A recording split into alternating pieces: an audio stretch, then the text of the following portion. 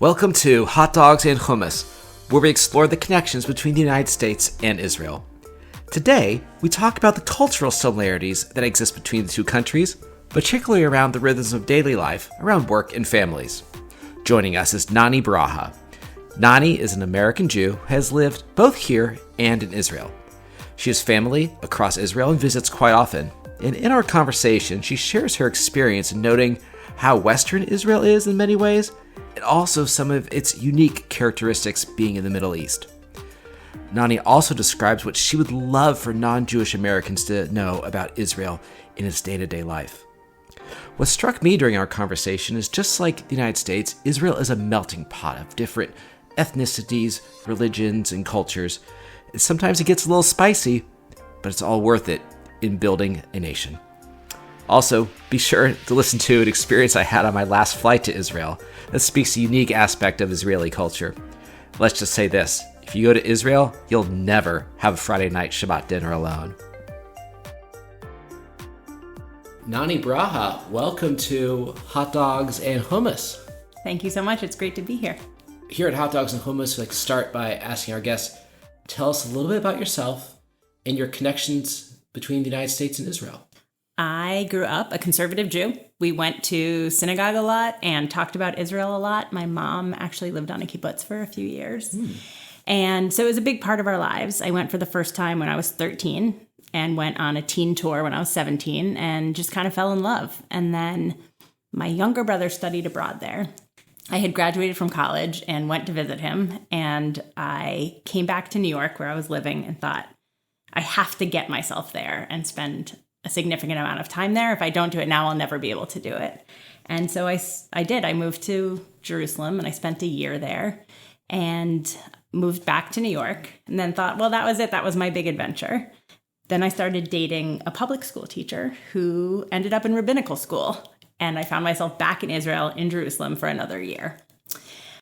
And my ties to... So that's one of my ties to Israel is having lived there. I have family there. I have an aunt and 4 cousins who live there as well. Okay. And they came to visit us every other summer, and we would see them whenever we could in Israel too. So lots of experience both living in the United States and living in Israel. As an American Jew, as an American itself, what are some of the things that are similar when it comes to family life in the United States and Israel? And what are some things that may be different? I'm going to start with the differences, actually, if that's okay. I think that family life it binds all of society together in Israel. Everything is built around family, and partly because the country's so small that there's no excuse not to go and see your family. You live less than an hour and a half away, the Yes. whole country. You have to come home for Shabbat. You have to come home for Shabbat, and I think that's it. Shabbat dinner, even for secular Jews in Israel, those who are not going to synagogue ever, let alone on Shabbat, they are together on Friday nights for dinner. And they might not light candles and they might not have challah and wine, but they're eating dinner together. And that really is the foundation, I think, of family life there. I've heard it described from non-Jewish Americans as it sounds like Thanksgiving every week. Yes, it is. It's like Thanksgiving every week. It Okay. is, yes. And I think that is something that is very different in the U.S., partly because people grow up and move away from their families. We don't live in community with our families anymore. We don't live down the street or around the corner, or even in the same city. It's not something we value tremendously. I think people think it's a good thing to move away and to go out on their own and become their own people, separate from their families. And I don't think they have that tendency in Israel. So family being the kind of the anchor of the society, and that's what kind of the week and the rhythms of life are stirred around for that. From your time living in Israel, what is something that you've imported back to your family life here, and vice versa? Maybe what's one thing that you've exported to some of your friends or seen Americanized over in Israel when it comes to the family life? Well, something I brought back, we can say it's from Israel, but it also just might be from Judaism, which is Shabbat and the importance of Shabbat and being together for dinner, for Shabbat dinner, being together and actually acknowledging the day of rest in some way. And that's something it was much easier to do in Israel because everybody's doing it. And getting that foundation there made it easier to come back to the States and do it. Gotcha. And then, it shocked me just on my trip to Israel in February, on my connecting flight from Vienna to Tel Aviv, a woman who I didn't know, she just said in the very thick Israeli accent, "You have plans for Shabbat? You don't have? You come to my home." Yes. I live in Netanya, not too far. Yes? Yes. I was like, well, I think my group has plans. Like, no, stop talking. You come over. So yes, that happens. And I think that's something that's so important about Israeli society, which is that if you're all part of the same family, everyone is part of the same family. And so you get treated that way. People are very nosy. They're on the bus. Yes. They might say something to you that you don't want them to say. It in America would be considered very rude, but there it's like your grandma saying something to you that maybe she shouldn't be saying. Right. And I like that feeling. I want to create that. I want to create that feeling for my kids here. And that's something I think about a lot when I think about Shabbat and when I think about how I want them to grow up. And so that leads to a good question. As a mom of kids, what are some of the things that you do that kind of brings some of that Israeli spirit of family life to the weekly life here in America? Shabbat dinner, going to our synagogue for Shabbat, and just throwing a little bit of Hebrew in too, just here and there. We're lucky in that my husband is fluent in Hebrew and I can get by. And so we just kind of throw in little words here and there just so they get used to it. They get used to hearing the words and it doesn't feel foreign to them. That's one of the main things we do. And then, like I said, trying to kind of mimic this idea of community. I want them to feel like we are not the only grown-ups in their lives. Mm-hmm. And their family members are not the only grown-ups in their lives. We have friends who are like family. And I think that is something I learned from being in Israel. So in exploring some of the connections that happen with the United States and Israel, what are some of the things that you saw over in Israel that could have been on the streets here in DC or Baltimore or wherever that could have been something American? I think Israel is very Western, actually. I mean, it's Mediterranean, it's Middle Eastern, it's European, it's this and that, but there's something extremely Western about it. And I think there's been a huge influence from the U.S. in that. And I think in the city, so certainly in Tel Aviv, although it's a beach town, there are women walking around in exercise clothes, just like you would see in any city in the U.S. Like I've seen in Miami, women walking around on their way to yoga or the gym and on their way to the beach. And people really are, the way they live life is similar in that you have to work and then you go and you enjoy life too. It is Western. There's some Western and American influence on the corporate life, but also holding to some of the Middle Eastern flair, some of the Middle Yes. Eastern pieces that you might not see people in workout clothes walking to their job in New York City. Yes. On most days. Yes, agreed. But I think about the corporate life, I think there's, like there is in the US, we've seen incredible innovation and entrepreneurial spirit here that exists in Israel too. And I think actually there's a partnership in it. And there's a lot of similarity there. There is. I mean, there's Silicon Valley, Mm-hmm. and I've heard Israel's tech corridor called Silicon Wadi, Yeah. referring to a dry dry riverbed in seasons for our audience. And just the innovation, the high tech growth. There's Google's offices. Of course, Waze was developed in Israel. The list goes on and on. So there's that definite spirit of entrepreneurship that exists here in the United States, as well as Israel. So we've talked about some of the similarities in entrepreneurship and some differences in family life. What are some of the limits of American influence that you see when you go over to Israel? Like you may see something like, oh, yep, I'm not in America anymore. Like I know there's no Starbucks in Israel. I actually think, and I meant to look this up, but that Starbucks opened there and then closed. It failed. And I that might be just a myth, but I think that it actually could have happened. They have other coffee that they prefer, Aroma, which is like the Starbucks of Israel.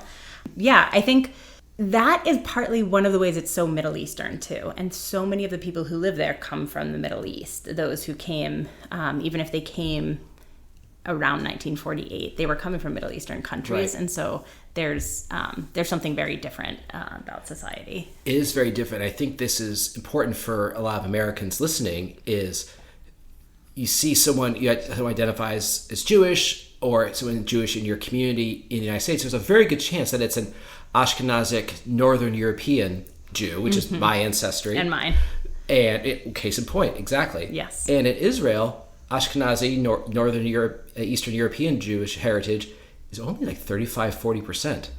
The rest are Sephardic or Mizrahi or even further Eastern Jews who've come to Israel, which I objectively knew that before my most recent visit, but going there, it just was right in my face that, like, yes, these are Jews like me, and they don't look like me. Yes, absolutely. So that's part of it. And then I think the Jewish nature of the country also is a big difference. Just the way they view the calendar. So they have the Gregorian calendar, of course, but I think the way everyone feels the calendar there and really experiences it is in Jewish time. Right. So there's the Knesset meets on Christmas because it's just another work day. And the work week is different. Yes. Because the work week in Israel is Sunday through Thursday, right? Yes. Yes. And sometimes on Friday mornings. Okay. I always felt sorry for my cousins because they went to school 6 days a week, or 5.5 days a week. Oh, they have to go to school on Friday mornings. They went Friday mornings. So there's something to be said for that preparation for Shabbat on a Friday afternoon in Israel. So I wonder if you could describe what's that like and how I don't think there's something like that in America. The only guy you think of is like maybe rushing to the stores the day after Thanksgiving. Yes. But as on a weekly basis, like what happens around Friday midday in Israel? It's incredible. It's an incredible thing.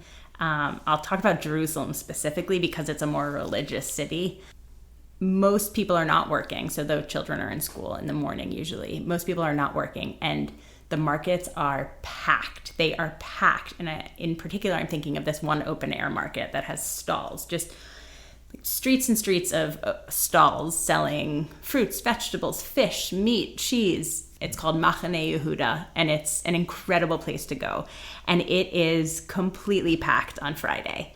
And there's a mad rush for everyone to get their groceries, to get home, to cook Shabbat dinner, even if they're not celebrating Shabbat exactly. And then there's a siren that actually goes off to tell everyone it is Shabbat. Shabbat has arrived, and all the stores shut.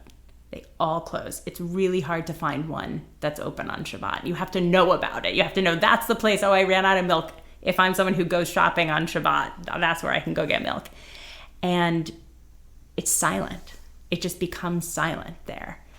And the only people you see out walking, you see tons of people out walking, but they're all participating in the same thing. And that's something I don't think we do, except for Thanksgiving. And that's why we talk about that. For the whole country to be somehow participating in the same thing is pretty incredible.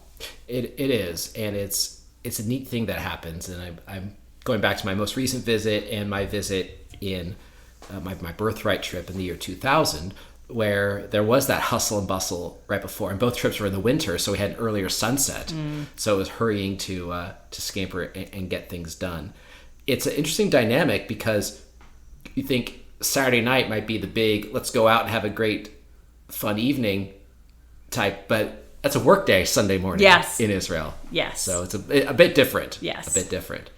So what is something on your visits that you've been to in Israel that, particularly since the massacre of October 7th, what is something that you wish mainstream America could see? I'm talking about Americans who neutral about Israel. Maybe they know someone Jewish, they heard about October 7th, they haven't been following it like a lot of us who are Jewish. Again, generally supportive. What is one thing you wish you could take back and show people who this is Israel? This is not the headlines. This is what Israel's like. I think I wish they could come to Tel Aviv on a Thursday evening at 5:00. I wish they could just zoom into Tel Aviv at that time and see that. What would they see? They would see beaches crowded with people, with families. They would see children all over the place. People lining cafes along this main boulevard in Tel Aviv, packed restaurants and cafes, people spilling out into the street, walking all over, biking all over. There are apparently more dogs in Tel Aviv than any other city in the world, so people out walking their dogs. And I went in March, actually, with a group of young Americans, many of whom had never been before. And they were worried to go, which I understand. They were worried. This was their first time. They had no idea what they were going into. And obviously there was concern about the war in Gaza. And one of them said, actually, at the end of the trip, I had the wrong picture in my head. And so I think the first thing I wish they would know is that it's a place they can go. They can go there. They should go there someday and see it, because it's an incredible country filled with incredible people. And I wish they would just know there are just people there who are working, bringing their kids to school. They are going to cafes. They're visiting friends. They're just doing exactly what we're doing here. Exactly. Yeah, there are many similar times where I saw that, and I've mentioned this on this podcast before, is just seeing all the walks of life together in Tel Aviv or different cities, because I like to remind our listeners Israel is a Jewish state, but it's not exclusively one.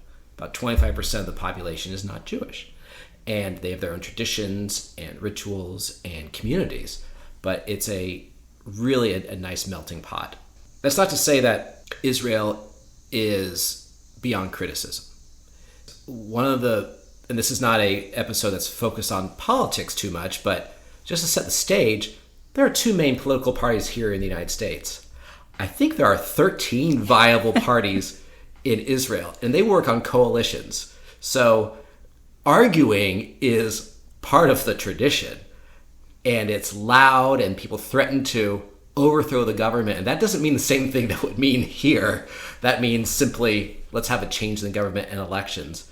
I guess for you, have you been in Israel during an election season? And is your family split over one of the 13 parties? What is that like?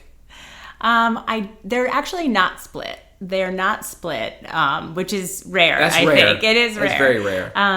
One is sort of apolitical. One of my cousins is not interested in politics at all, but the others, they're not. They actually kind of all match up there. And I don't think I have been during an election season, but it always is an election season, it feels like. So but it is funny. It's interesting because I think of Judaism as a religion that makes us argue, not in a kind of cruel way, but that we are always constantly trying to do the work and figure it out. We're not just told this is what is. We have to say, but is this the right way? Why is this what is? Is this the best way for me? How should I be doing this? And that's clearly playing out in Israeli politics. It does. The old saying, 2 Jews, 3 opinions. Absolutely. Very, very much so. And that's one thing that I think Americans who may not understand that nature of Israeli politics is, here in the United States, there's a lot of party discipline. You may have leaders of the Democratic Party wouldn't overtly say anything against Kamala Harris or Tim Walz right now. Mm-hmm. In Israel, it's the opposite. You have members of the Prime Minister's party saying things that completely contradict what the Prime Minister's message is. And as outside observers say, well, is this the official policy of Israel? This is the leader of the ruling party, of the coalition. No. It's just that there's a lot of loud... It's my opinion. Yeah. It's my opinion. I have a microphone. I'm one of 120 members of the Knesset. Yeah. So that's an interesting difference that I think when Israel does go to elections would be interesting to observe, especially post-October 7th and what that election will be about, contra to what we're having here in the United States. To wrap things up here, there are like 3 sentences you could tell Americans who, again, neutral about Israel, maybe I'll have it on my bucket list to go to Jerusalem. What would you say to them? Within a day in Israel, when you go to Israel, within the day, you can be on a beach in Tel Aviv with some of the most beautiful people in the world, young, beautiful people, playing soccer, playing paddleball all over the beach in Tel Aviv. And then you drive about an hour and you're in Jerusalem, in one of the most religious cities in the world.